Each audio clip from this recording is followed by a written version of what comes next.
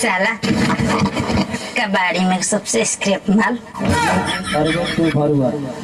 ए जी सुनी ना, आज तक रउआ हमार बड़ाई नहीं की करे, आज कर दी। अल्लाह सुना कि पाउडर क्रीम तेहू के तनु लगइबे रे मौगी, पाउडर क्रीम तेहू के तनु लगइबे रे मौगी, भका भेलरी कहइबे रे मौगी। जय जय। अब हमरा से सुनला, काम के ना काज के रे पतिया, ते बाड़े हलमान रे नती।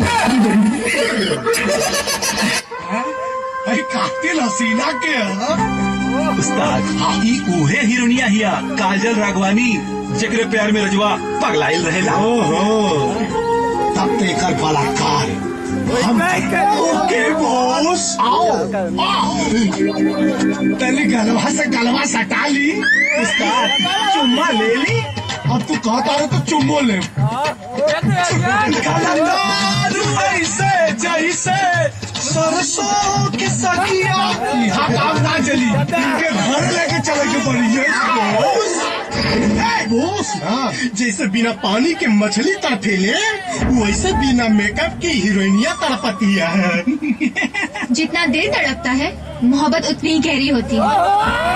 मोहब्बत इतना गहरी मत करती है कि मौत से मोहब्बत। अरे डार्लिंग रजवा में ऐसा का रखल हो, अरे हमारा हाथ थामला हो, बाप दादा का छोड़ल करोड़ों का जायदाद बा, दिन में होली और रात में दिवाली मना दे। तो गला कहीं का